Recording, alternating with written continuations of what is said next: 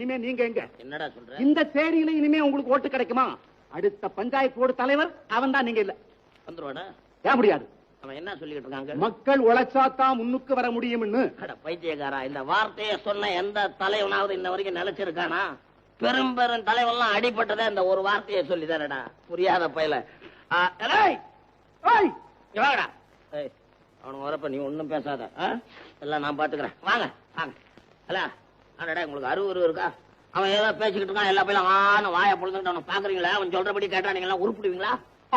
உனக்கு ஓட்டு போட்டு நாங்க உருப்பிட்டதை விட குழந்தை சொல்றத கேட்டா நாங்க உருப்பலான்னு தான் தோணுது. ஏண்டா, எனக்கு ஓட்டு போட்டு நீங்க என்னடா கட்டுப்பிட்டிய? நான் செய்தா குளத்தை வெட்டுறான், குட்டையை கட்டுறான், மடுவை தூக்குறான், மதலை கட்டுறான்னு சொன்னியா? செஞ்சியா? இப்போ தான்டா சொல்றேன். நான் சொன்னது உண்மைதான். அந்த மாதிரி சொன்ன உடனே நீங்க ஓட்டு போட்டீங்களா? நாங்க ஓட்டு போடாம தான் ஜெயிச்சேன். நாளைக்கு 10 ரூபா கொடுத்தாதான் ஓட்டு போடுவோம்னு அடம் பிடிச்சி என்கிட்ட பணம் வாங்கிட்டாங்க ஓட்டு போட்டீங்க. கணக்கு தீர்ந்து போச்சு. நீங்க போட்ட ஓட்டுக்கு தான் என்கிட்ட அப்பயே பணத்தை வாங்கிட்டீங்களா? அப்புறமேல அதை செய்யல இதை செய்யலன்னு கேட்கறதுக்கு இன்னும் ரைட்ஸ் இருக்கு. உங்களுக்கு சேவை செய்ய தானடா நான் வந்திருக்கேன்னு நீ சொன்னியா இல்லையா? ஆமாண்டா, சேவை செய்ய தான் வந்தேன்.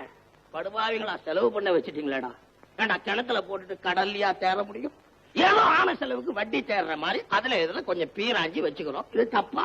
அப்படி வா, ஊரே ஒன்ன ஊழல் ஆசாமி சொல்றது வாஸ்தவம் தான் ஒத்துக்கிட்ட பத்தியப்பா. ஊழல் ஆரம்பிச்சத நீங்க தானே? எப்படி அப்படியே கொமட்ல குத்துவேன். ஏன்டா 5 தலைமுறையினுடைய தலையெழுத்தையே மாற்றி அமைக்கக்கூடிய விலையெல்லாம் மதிப்புள்ள ஓட்டுரிமையை கேவலம் 10 ரூபாய்க்கு வித்து ஊழல ஆரம்பிச்சு வச்ச புண்ணியவானே நீங்க தானடா. எங்களை பார்த்தா ஊழல்ன்ற ஒரு தலைவன் பேசுற பேச்சாது. உங்களை மாதிரி 10 ரூபாய வாங்கிக்கிட்டு ஓட்டு போடுற பசங்க இந்த நாட்டுல இருக்கிற வரைக்கும் ஏன் மாதிரி ஆளுங்க தாண்டா உங்களுக்கு தலைவனா வருவான். நானும் சொல்றேன், எழுதி வச்சுக்க.